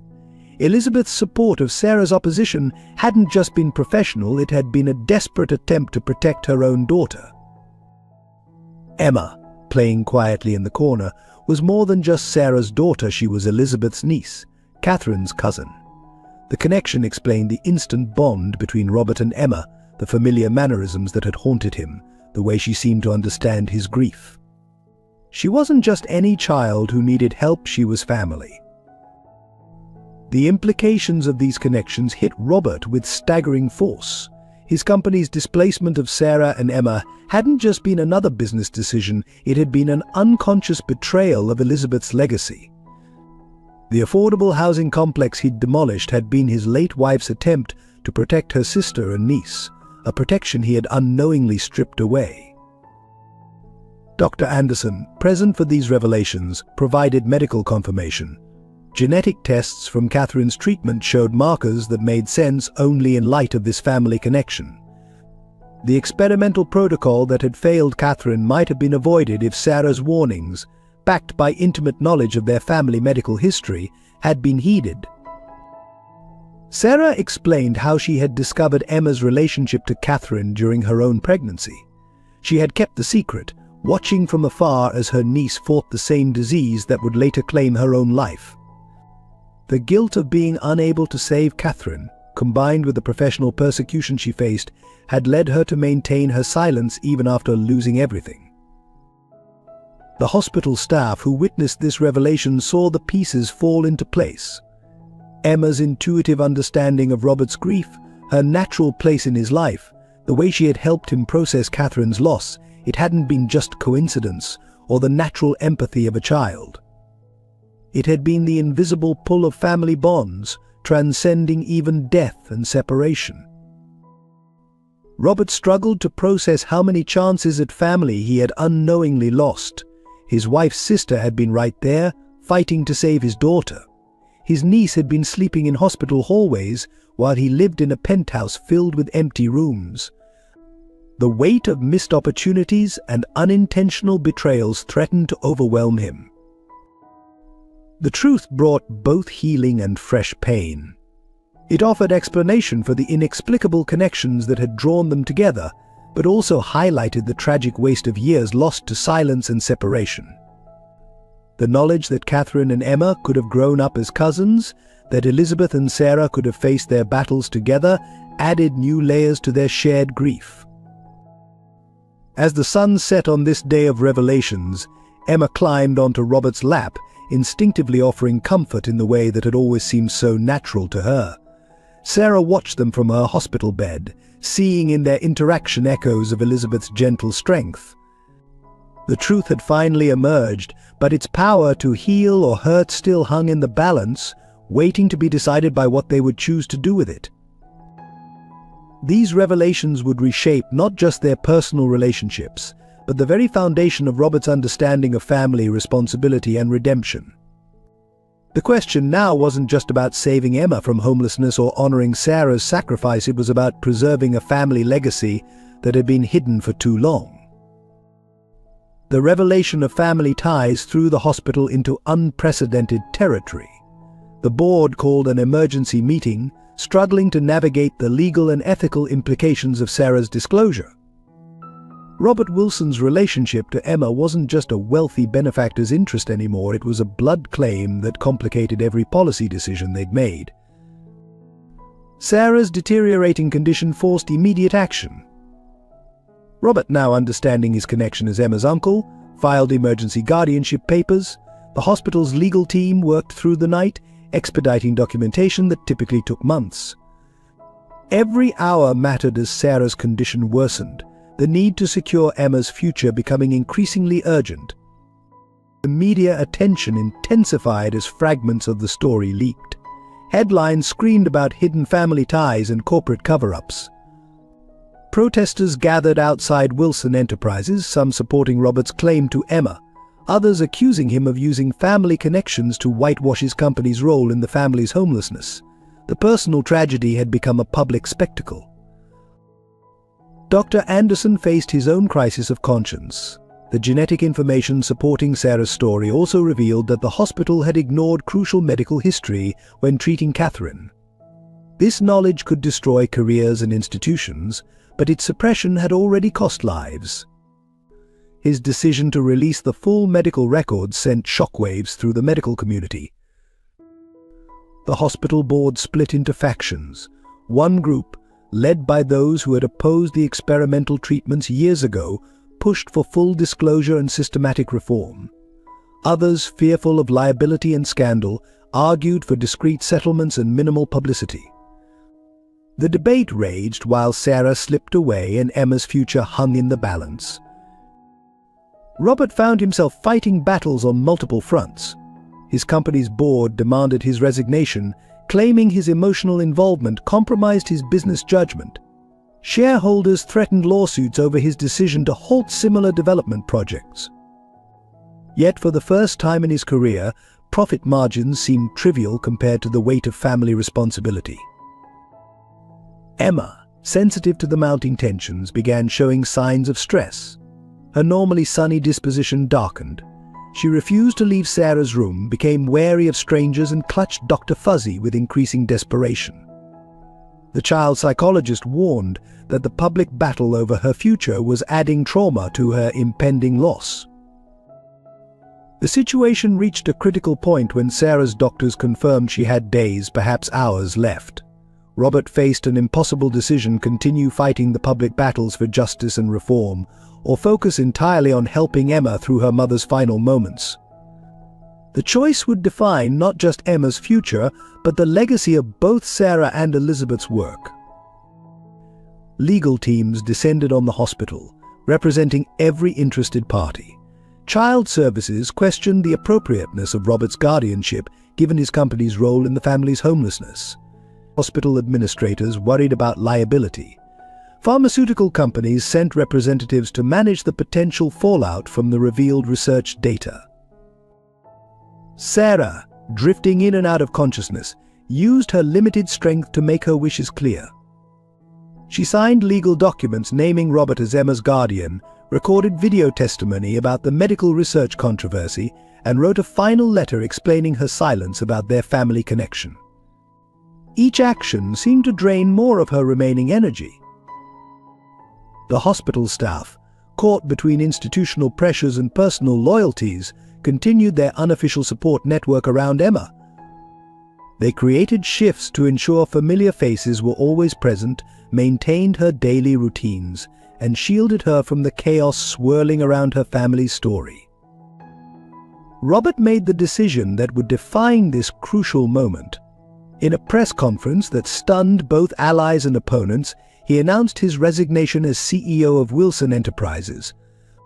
He pledged his personal fortune to establishing a foundation in Elizabeth and Sarah's names, dedicated to reforming pediatric cancer research and providing housing for families facing medical crises. The announcement silenced the hospital corridors. Staff members gathered around TVs and phones, watching as Robert publicly acknowledged his failures and committed to honoring both sisters' legacies. His voice broke as he spoke about Elizabeth's vision for the Hampton Street housing project, Sarah's fight for ethical medical research, and his own blindness to the human cost of corporate expansion.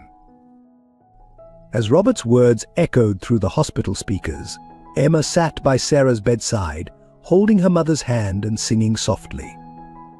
The simple scene cut through the complexity of legal battles and public controversies, reminding everyone involved of what truly mattered: a little girl about to lose her mother, and a family trying to heal generations of separation and loss. In this moment of crisis, the intersection of personal tragedy and public accountability forced everyone involved to make decisions that would ripple through lives far beyond the hospital walls. The choices made in these critical hours would determine not just Emma's future, but the future of countless families facing similar battles against an often inhuman system. The last week of Sarah Miller's life unfolded in a series of precious, painful moments. The hospital room, once clinical and stark, had been transformed by Emma's artwork and the countless cards from staff members. Sarah, though increasingly confined to her bed, maintained a quiet dignity that moved even the most seasoned healthcare workers. Each day followed a ritual that Emma had carefully established. Mornings began with her climbing into her mother's bed, sharing whispered conversations that no one else was privileged to hear. She would arrange and rearrange Dr. Fuzzy and her other stuffed animals, ensuring her mother had the best view of their silent, plush guardians, Robert would arrive with hot chocolate, now bringing 3 cups, one for Emma, one for Sarah on her rare lucid moments, and one for himself. Sarah used her remaining strength to record messages for Emma's future. Her physician's training told her exactly how little time she had left, making each word precious. She spoke of birthdays she wouldn't see, graduations she wouldn't attend, a wedding she couldn't help plan. The recordings, painful for the staff to witness, were filled not with sadness but with love and hope for the daughter she was leaving behind. Robert sat with her during the nights when pain kept her awake. They spoke of Elizabeth, sharing memories that brought their shared loss into sharper focus. Sarah revealed small details about their discovered sisterhood, how they had laughed at sharing the same allergies, how they had finished each other's sentences during research presentations. These conversations helped Robert understand Elizabeth in a new way, seeing her through the eyes of the sister who had known her secrets. Emma showed an uncanny ability to sense when her mother needed her most. She would appear at Sarah's bedside moments before a crisis, her small hand finding her mother's with unerring accuracy.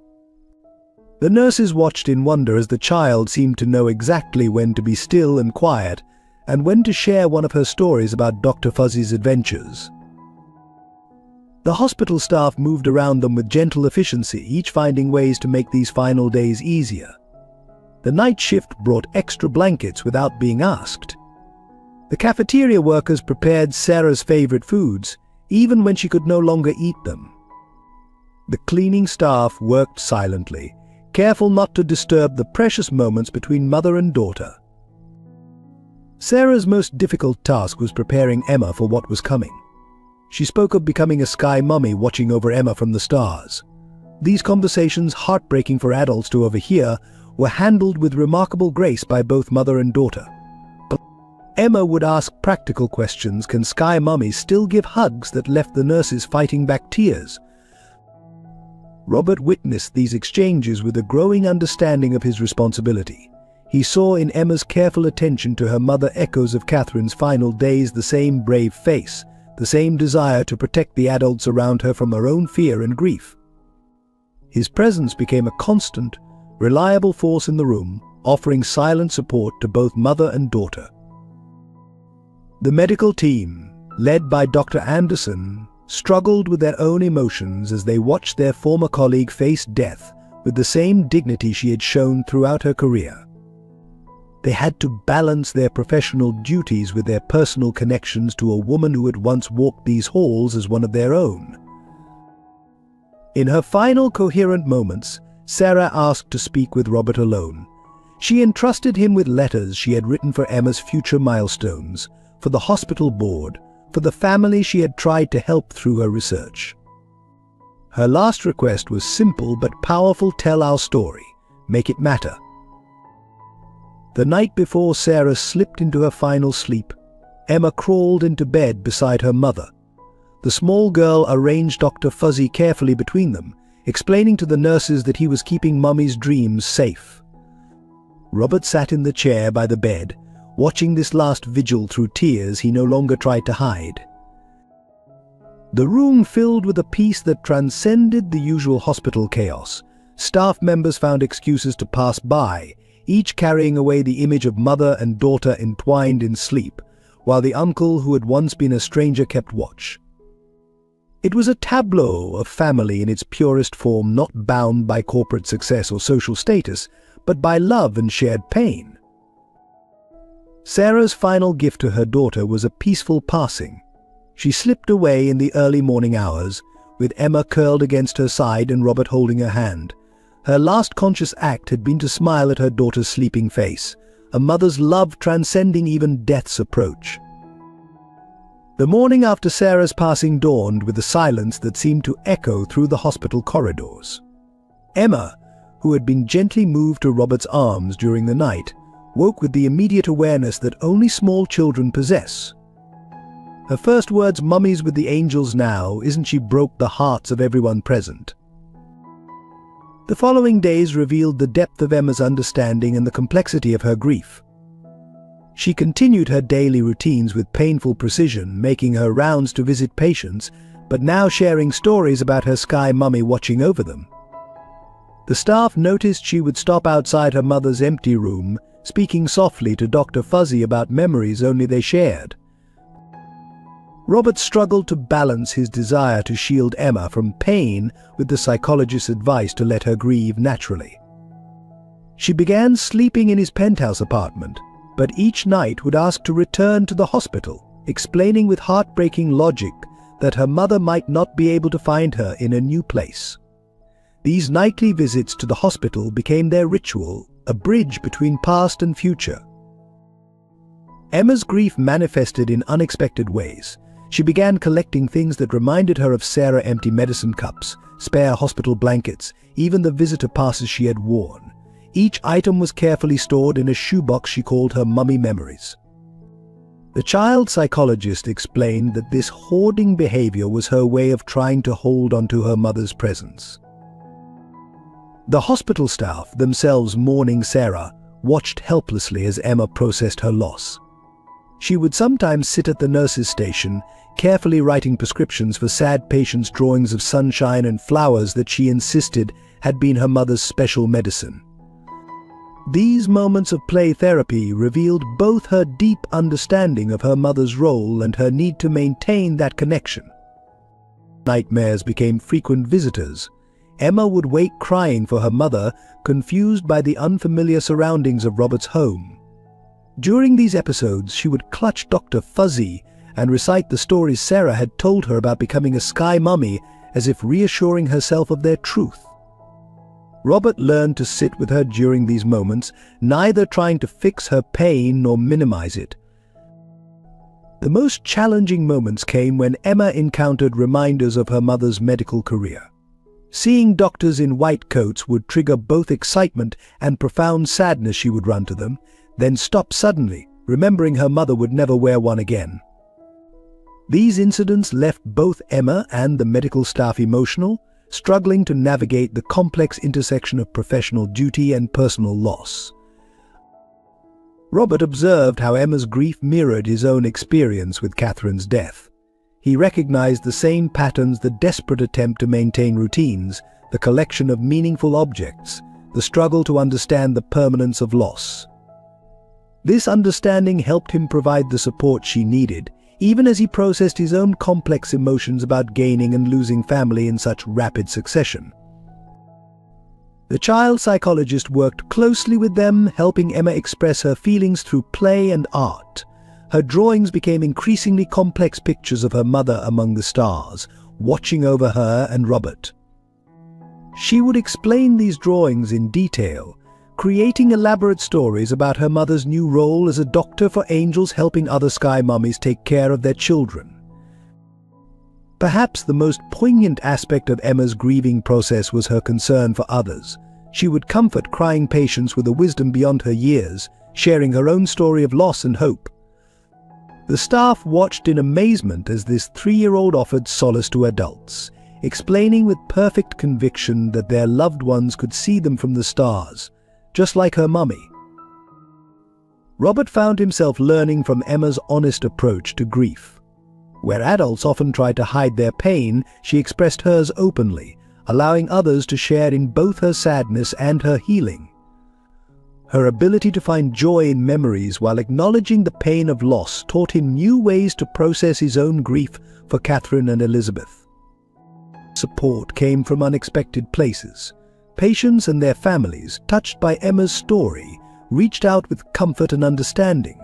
Letters arrived from people Sarah had helped during her medical career, sharing stories that helped Emma understand her mother's legacy. The hospital community rallied around them, creating a network of care that honored Sarah's memory while supporting her daughter's future. Through it all, Emma maintained her mother's final lesson that love transcends physical presence. She would tell anyone who would listen that she had the best mummy in the world, one who loved her so much she became a star to watch over her forever. Her childish faith in this truth carried her through the darkest moments of loss, offering hope to others struggling with their own grief. In the days following Sarah's death, Robert Wilson found himself haunted by the cascade of events his business decisions had set in motion. Every night, after tucking Emma into bed, he would sit in his study, surrounded by documents that traced his company's role in the Millers' tragedy. The Hampton Street development plans, Sarah's eviction notice, and Elizabeth's original proposals for the affordable housing project lay spread before him like evidence at a trial where he served as both judge and accused. The weight of his guilt manifested in sleepless nights and quiet vigils.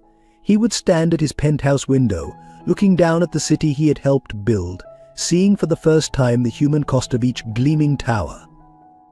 The memory of Sarah's final days, coupled with the knowledge that his actions had contributed to her hardships, drove him to begin dismantling the very empire he had spent decades building. His transformation became evident in small but significant ways. Board meetings were relocated to the pediatric ward so he could remain close to Emma. Development plans were scrutinized not just for profit margins but for their impact on vulnerable families. The ruthless businessman who had once dismissed community concerns as sentimental obstacles found himself advocating for those he had previously ignored. The discovery of Elizabeth's connection to Sarah added layers of complexity to his guilt. Each new detail revealed through Dr. Anderson's investigation showed how thoroughly he had failed both his late wife and her sister. His company had destroyed the very protections Elizabeth had tried to create for Sarah and Emma. The irony of his wealth being built partly on the destruction of his own family's legacy tormented him. Robert's redemption began with concrete actions. He established the Elizabeth and Sarah Miller Foundation, dedicated to providing housing and medical support for families facing serious illnesses. The Hampton Street property was reclaimed and reconstructed as a residential medical facility, offering free accommodation to patients' families. Each project felt like a small step toward atoning for past sins. His relationship with Emma became both his greatest joy and his most poignant reminder of what had been lost. In her face, he saw echoes of Catherine, Elizabeth, and Sarah, 3 generations of women he had failed in different ways. Yet her unconditional acceptance of him, her ability to love despite loss, showed him a path toward forgiveness he hadn't known existed. The business world watched in amazement as Robert Wilson, once known for his aggressive acquisition strategies, became an advocate for corporate responsibility. He used his influence to push for policy changes, requiring social impact assessments for all major developments. His personal fortune, once a symbol of success, became a tool for implementing the changes Sarah and Elizabeth had envisioned. The hospital staff, who had initially viewed him with suspicion, witnessed his transformation firsthand. They saw how he would sit for hours in the pediatric ward, listening to family stories, understanding their struggles in a way his former self never would have bothered to learn. His presence, once intimidating, became a source of hope for families facing similar challenges. Dr. Anderson shared more of Sarah's research, revealing how her work with Elizabeth could have revolutionized pediatric cancer treatment if given proper support. But this knowledge spurred Robert to establish research grants in their names, ensuring that future medical breakthroughs wouldn't be compromised by corporate interests as theirs had been. The media narrative around Robert shifted from ruthless developer to reformed philanthropist, but such labels meant little to him now. His focus remained on Emma and on honoring the legacies of the 3 women whose lives had been intertwined with his own. Each decision he made was guided by a simple question: what would Elizabeth and Sarah have wanted? His most significant act of redemption came in the form of a public confession. At a hospital board meeting, Robert detailed his company's role in displacing vulnerable families, including Sarah and Emma. He acknowledged how corporate policies had prioritized profit over human dignity and committed to making amends not just through charity but through systematic change. The ghost of his past decisions still haunted him, but Emma's presence offered daily lessons in resilience and forgiveness. Her ability to hold both love and loss, to remember Sarah with joy while embracing her new life with him, showed Robert that redemption wasn't about erasing past mistakes, but about learning from them to create a better future. As Emma's legal guardian and loving uncle, Robert found himself learning to balance the guilt of his past with the responsibilities of his present. Each day brought new challenges and opportunities for redemption as he worked to create the kind of world Sarah and Elizabeth had envisioned, one where profit never came at the expense of humanity. 1 month after Sarah's passing, while helping Emma sort through her mother's belongings, Robert discovered a worn leather journal hidden in a box of medical textbooks. The diary, spanning the last 5 years, revealed Sarah's innermost thoughts, fears, and a truth that would reshape their understanding of their shared history. The early entries detailed Sarah's joy at discovering her connection to Elizabeth during medical school. Their shared passion for pediatric medicine had drawn them together before they knew they were sisters. Sarah described their late-night study sessions that turned into deep discussions about their adoptive families, their dreams for changing healthcare, and their shared determination to make medicine more humane. More devastating were the entries about Catherine's illness. Sarah's anguish at watching her niece suffer through experimental treatments she had opposed was palpable in every word. She described sleepless nights spent reviewing research data, desperate attempts to convince the hospital board to consider alternative therapies, and the heartbreaking moment when Elizabeth confided her own doubts about the treatment protocol. The most revealing entries concerned Emma. Sarah had discovered her pregnancy shortly after Catherine's death, and her joy was tempered by grief for her lost niece. She wrote of her decision to name her daughter Emma Elizabeth, honoring the sister who had become her closest friend and confidante. The pages contained hopes for Emma's future, fears about her own mortality, and a mother's desperate wish for her daughter to know she was part of a larger family story. Robert found himself particularly moved by Sarah's descriptions of life after losing her medical license. She wrote of watching Emma play doctor with her stuffed animals, using the same gentle mannerisms she had learned from observing her mother with patients. There were entries about passing the hospital where she had once worked, explaining to Emma why Mummy couldn't wear her white coat anymore, and the pride and pain of seeing her daughter's natural empathy for others. The final entries, written in an increasingly unsteady hand, focused on Emma's future. Sarah expressed her hope that Robert would discover their connection, her faith that he would understand the responsibility of family once he knew the truth. She included letters meant for Emma's major life events, each filled with the wisdom and love of a mother trying to reach across time to guide her child. Most surprising was a sealed envelope addressed to Robert, containing evidence that cleared Sarah's name in the misdiagnosis scandal. Elizabeth had been gathering this information before her death, planning to help restore her sister's reputation. Sarah had kept the evidence private, choosing her daughter's well-being over her own vindication. The diary's discovery sent ripples through the hospital administration. Dr. Anderson used the new evidence to launch a formal review of Sarah's case, leading to the posthumous restoration of her medical license. The truth about the pharmaceutical company's manipulation of trial data, detailed in Sarah's careful notes, sparked investigations that would eventually change hospital research protocols. For Emma, the diary became a precious link to her mother. Robert would read her age-appropriate entries each night, helping her understand the depth of her mother's love and the strength of her character. The stories of Sarah and Elizabeth's friendship, their shared dreams and determination, became bedtime stories that connected Emma to both her mother and her aunt. Through Sarah's words, Robert gained a deeper understanding of the woman who had been his wife's sister and his niece's mother. The diary revealed not just their family connection, but the shared values and vision that had bound the sisters together. Her final entries, full of hope for Emma's future despite her own approaching death, became a guide for Robert in his new role as Emma's guardian. The diary stood as testament to Sarah's legacy not just as a doctor or mother, but as someone who understood that true family transcended biological connections and social status.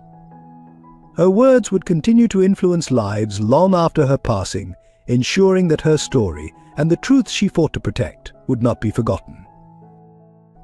The revelation of Sarah's diary and the true extent of the family connections ignited a media firestorm that transformed a local tragedy into a national conversation about healthcare, corporate responsibility, and family bonds. Major news networks descended on St. Mary's Hospital, their cameras capturing the striking image of Robert Wilson, the once feared developer, reading his sister-in-law's diary entries to his niece in the hospital garden. Social media erupted with the hashtag Sarah's story, as excerpts from her diary went viral.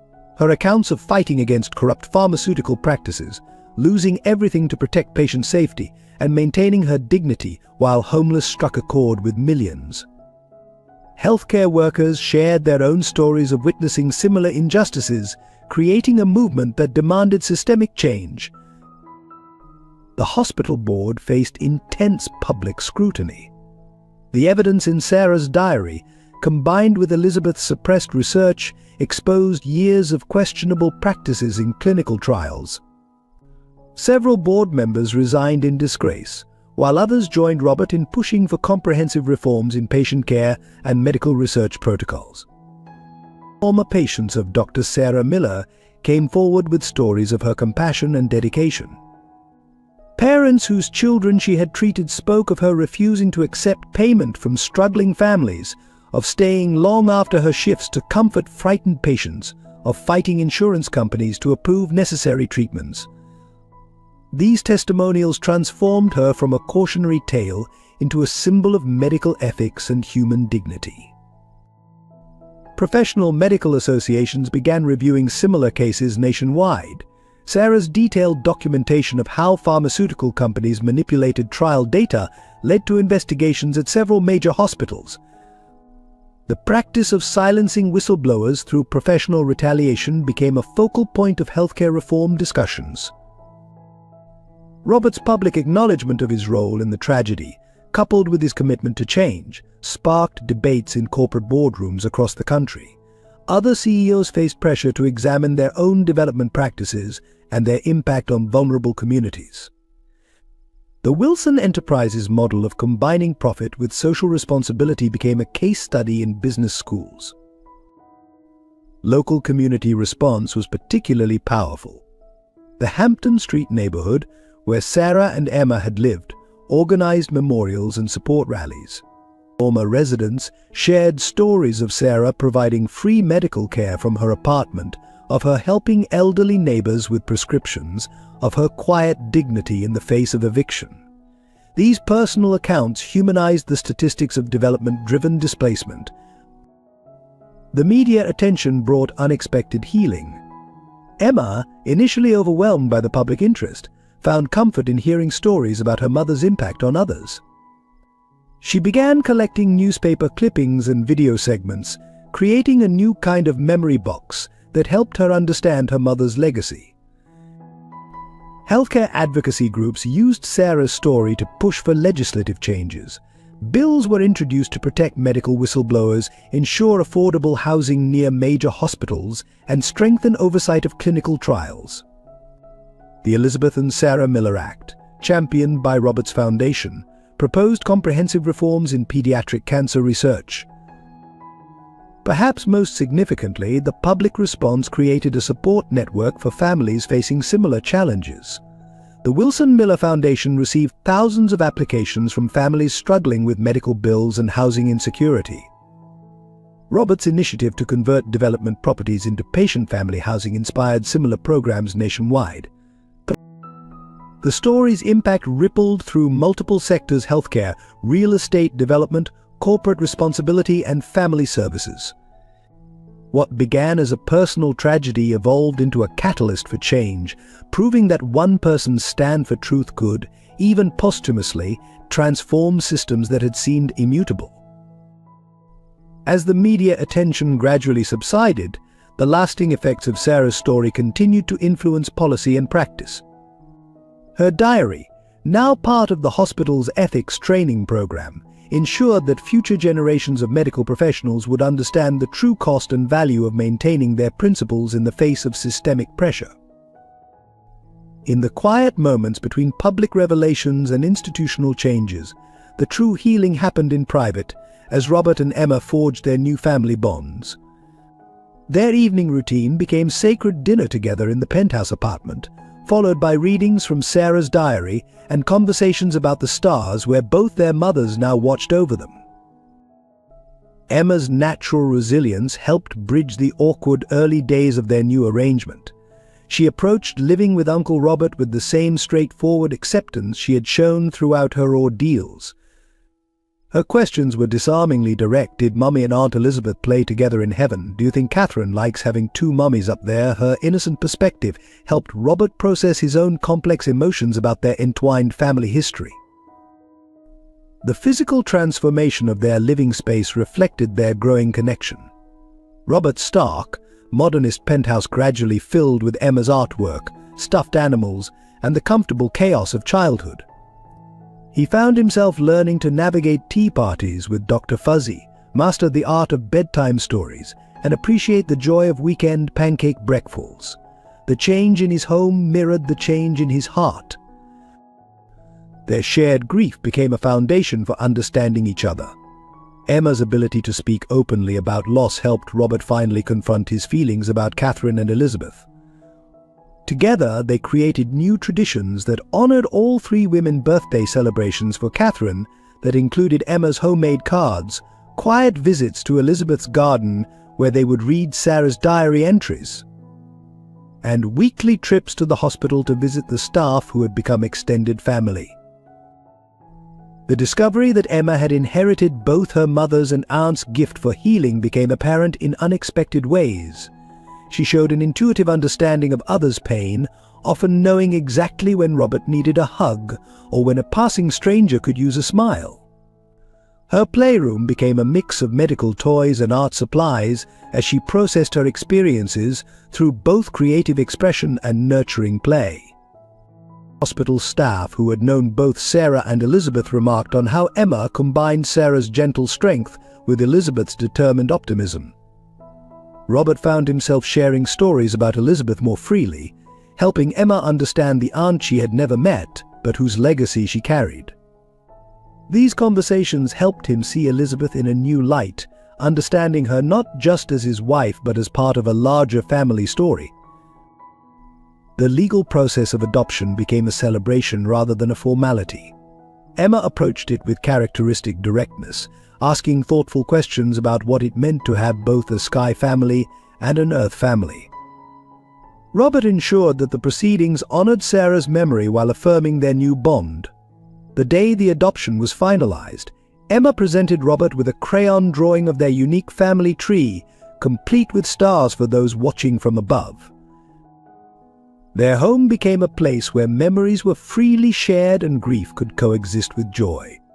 Photos of Catherine, Elizabeth, and Sarah were displayed prominently, creating visual anchors for family stories. Emma would often stand before them, explaining to visitors how she had the most special family because it included both angels and humans. The foundation they established in Sarah and Elizabeth's names became a family project. Emma joined Robert on visits to families receiving assistance, her natural empathy helping bridge the gap between corporate philanthropy and human connection. She understood instinctively that helping others honored her mother's memory. Through all these changes, Dr. Fuzzy remained a constant presence, serving as both a link to Sarah and a symbol of their new family's resilience. The well-loved bear sat in on business meetings, medical consultations, and bedtime stories, a silent witness to their growing bond. Robert came to see the stuffed animal as Emma did not just as a toy, but as a guardian of family memories and a bridge between past and future. 1 year after Sarah's passing, St. Mary's Medical Center underwent a transformation that went far beyond its physical renovation. The Elizabeth and Sarah Miller Pediatric Wing, funded by the Wilson Foundation, stood as a testament to how tragedy could spark meaningful change. The new facility incorporated elements of both sisters' vision, cutting-edge medical technology alongside homey comfort for patients and their families.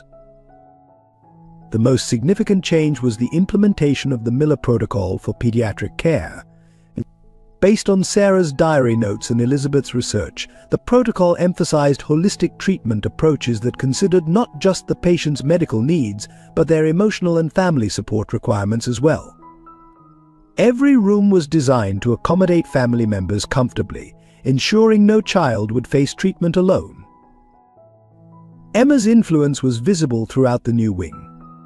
The playroom, officially named Emma's Corner, was filled with medical-themed toys and art supplies, allowing young patients to process their experiences through play, just as Emma had done. The walls featured her artwork alongside photographs of Sarah and Elizabeth, reminding staff and visitors of the human story behind the institutional changes. The hospital's policies underwent radical revision. A new patient advocacy department, staffed by former whistleblowers and patient rights activists, ensured that medical ethics weren't compromised by financial considerations. The board of directors now included community representatives and former patients, bringing diverse perspectives to administrative decisions. Robert's corporate expertise, now focused on healthcare accessibility, helped create innovative funding solutions. A sliding-scale payment system, combined with housing assistance for families traveling for treatment, made quality care accessible to all. The Hampton Street residences, rebuilt adjacent to the hospital, provided free accommodation for families during long-term treatment. The hospital staff culture evolved to reflect Sarah's compassionate approach to medicine. New training programs incorporating passages from her diary taught medical professionals to balance clinical expertise with emotional intelligence. The annual Sarah Miller Memorial Lecture Series brought leading advocates for healthcare reform to share their insights and experiences. Research protocols were completely overhauled. The Elizabeth Wilson Research Center established strict ethical guidelines for clinical trials with particular emphasis on pediatric studies. A transparent reporting system, accessible to both medical professionals and patients' families, ensured that profit motives couldn't override patient safety concerns. The transformation extended to the hospital's relationship with the surrounding community. Regular health fairs, free clinics, and educational programs helped rebuild trust with local residents. The Wilson Miller Foundation's scholarship program supported medical education for students from underprivileged backgrounds, creating a pipeline for future healthcare providers who understood the importance of compassionate care. Perhaps most touching was the creation of the Star Garden on the hospital roof. This healing space, inspired by Emma's conversations with her sky mummy, provided a peaceful retreat for patients and families. The garden included a memorial wall where families could add stars for their loved ones, creating a community of shared remembrance and hope. The medical staff, many of whom had known Sarah, found renewed purpose in these changes. They saw in the transformed institution the realization of principles she had fought to protect. Young doctors and nurses, inspired by her story, chose St. Mary's specifically for its commitment to ethical medicine and patient advocacy. The physical space itself reflected a new philosophy of healing. Natural light, comfortable gathering areas, and child-friendly spaces replaced the sterile institutional atmosphere. Art therapy rooms, meditation spaces, and family counseling centers acknowledged that healing involved more than just medical treatment. This transformation served as a model for other hospitals nationwide. Healthcare administrators visited regularly to study how St. Mary's balanced excellent medical care with human compassion.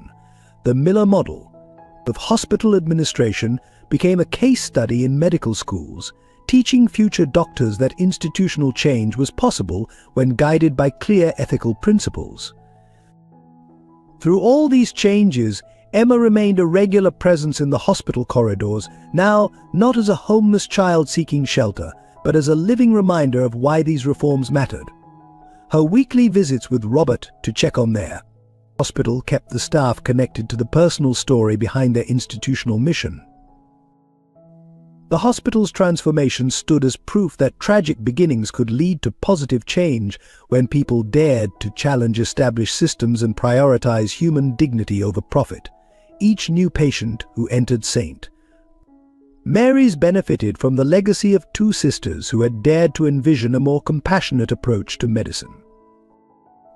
2 years after Sarah's passing, Emma's life had found a new rhythm that honored her past while embracing her future. The penthouse apartment, once a symbol of corporate success, had transformed into a true home where family photos told the story of their unique journey. Emma's room, decorated with stars that glowed in the dark, served as a bridge between her two worlds: the loving family she had lost and the new one she had gained. Robert's transformation from ruthless businessman to devoted uncle was most evident in the small moments. Every morning began with their shared ritual hot chocolate with extra marshmallows, stories about their Sky family, and Emma helping to pick out his tie for the day. His corporate meetings now worked around her school schedule, and his briefcase often contained both billion-dollar contracts and crayon drawings. Emma's natural empathy flourished in her new environment.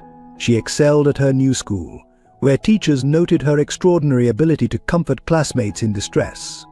During hospital visits, which continued weekly, she showed an innate understanding of what young patients needed: sometimes a story, sometimes just silent companionship. Dr. Fuzzy, her constant companion, became a familiar sight in hospital rooms where children faced difficult treatments. Their home life developed its own special traditions. Sunday mornings were reserved for pancake experiments, often resulting in creative shapes that told stories about their family. Monthly star parties on the penthouse roof allowed them to talk to their Sky family, with Emma insisting on updating Sarah, Elizabeth, and Catherine about every important event in their lives. Robert ensured that Emma maintained connections to both sides of her heritage. Sarah's diary became a cherished part of their bedtime routine, with age-appropriate entries helping Emma understand her mother's courage and principles. Stories about Elizabeth and Catherine helped her appreciate the aunt and cousin she had never met, but whose legacy she carried. The Wilson Miller Foundation became a family project, with Emma offering her unique perspective on helping other children in crisis. Her experiences shaped the foundation's approach to family support, ensuring that emotional needs were considered alongside practical assistance. She took special pride in helping choose books and toys for the hospital's new pediatric wing. School became a place where Emma could be both Sarah's daughter and Robert's niece. Her class presentations about family often featured stories of Earth family and Sky family working together. Her teacher noted how she used her own experience to help classmates dealing with loss or family changes, showing wisdom beyond her years. And their relationship deepened through shared challenges.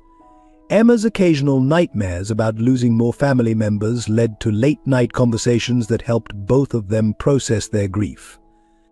Robert learned to balance protecting her with allowing her to maintain her mother's legacy of facing truth with courage. The household staff, initially uncertain how to interact with their employer's young niece, became part of their extended family. The cook learned to accommodate both sophisticated business dinners and child-friendly meals, often serving them together as Emma insisted on helping. Most Robert's business associates. The housekeeper kept a special drawer of art supplies ready for impromptu creative sessions. Emma's growth was marked by moments that brought both joy and bittersweetness. Her first lost tooth prompted a letter to her Sky mummy about the tooth fairy. Starting school led to tears about Sarah missing her first day, followed by pride in knowing she had both Earth and Heaven cheering her on. Each milestone was celebrated with acknowledgement of both present happiness and past love. Robert found himself learning as much from Emma as she learned from him. Her ability to hold both joy and sorrow, to love both present and absent family members, taught him about emotional complexity. Her matter-of-fact acceptance of their unusual family story helped him see that love transcended conventional definitions. Their life together became a testament to the power of family bonds that went beyond biological connections. Emma grew surrounded by love from her uncle, who had become a father, from the hospital staff who remained connected to their story, and from the ever-present memory of the mother who had gifted her with both her earthly and heavenly families. 5 years after Sarah's passing, Her legacy lived on in ways that touched countless lives. The Sarah and Elizabeth Miller Medical Ethics Center became a leading institution for healthcare reform, training a new generation of medical professionals who understood that compassionate care required both scientific expertise and human understanding. The center's annual conference drew healthcare leaders worldwide, all seeking to learn from the transformation sparked by two sisters' dedication to ethical medicine. The Wilson Miller Foundation expanded beyond its initial focus on medical support and housing assistance.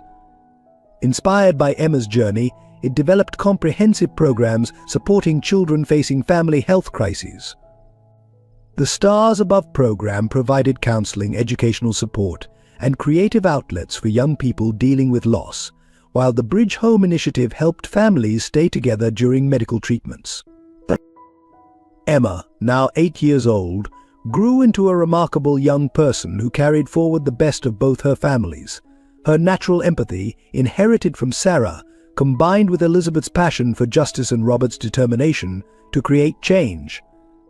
She became a regular speaker at Foundation events, sharing her story with a clarity that moved even the most hardened corporate executives to tears. The impact of their story rippled through society in unexpected ways. Real estate developers began incorporating healthcare accessibility into their planning processes. Hospitals nationwide adopted versions of the Miller Protocol for family-centered care. Medical schools included Sarah's diary in their ethics curriculum, ensuring future doctors understood the human cost of prioritizing profit over patient care.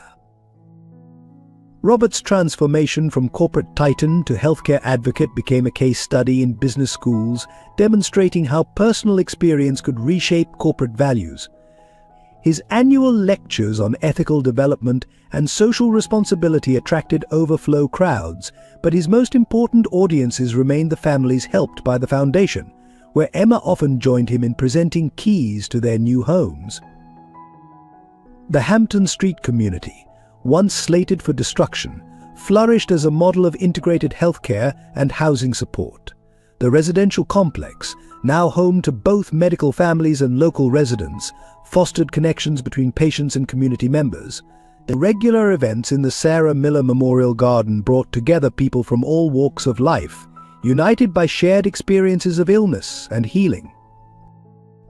Emma's influence on the Foundation's work ensured that children's perspectives were never forgotten in policy decisions. Her insights led to the creation of special spaces in hospitals where young patients could process their experiences through art and play. The Dr. Fuzzy Protocol for helping children cope with family illness became standard practice in pediatric wards across the country. The medical community's annual Sarah Miller Excellence in Ethics Award recognized healthcare professionals who demonstrated exceptional commitment to patient advocacy.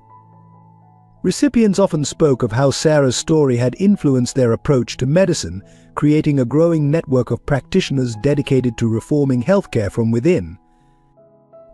As Emma grew, she began to understand more deeply the complex legacy she inherited.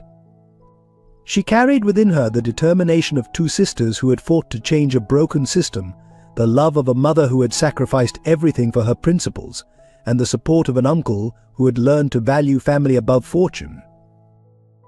The story of the little girl who slept in hospital hallways became more than just a tale of personal tragedy and redemption.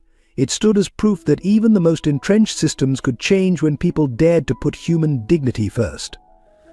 Each year, as new families found hope through the Foundation's work, the legacy of Sarah, Elizabeth, and Emma's journey touched more lives.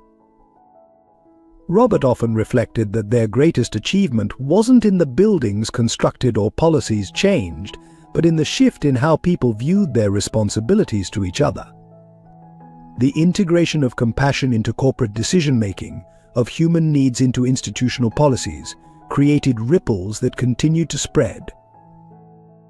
Together, Robert and Emma maintained their evening ritual of talking to their Sky family, sharing updates about the lives they touched and the changes they created. These quiet moments served as reminders that the most profound transformations often began with simple acts of love and courage, passed down through generations and outward into the world. Dear viewers, thank you for taking the time to experience this deeply moving story about Emma, Sarah, and Robert. Their journey touches on universal themes of love, loss, redemption, and the power of family bonds that transcend conventional definitions. I would love to hear your thoughts on this emotional narrative. What aspects of the story resonated most with you? Perhaps it was Emma's resilience, Sarah's sacrifice, or Robert's transformation. How did their story impact your perspective on healthcare, corporate responsibility, and the true meaning of family? Please share your reflections in the comments below. Your insights and personal connections to the story would add valuable perspectives to our discussion. Looking forward to reading your responses.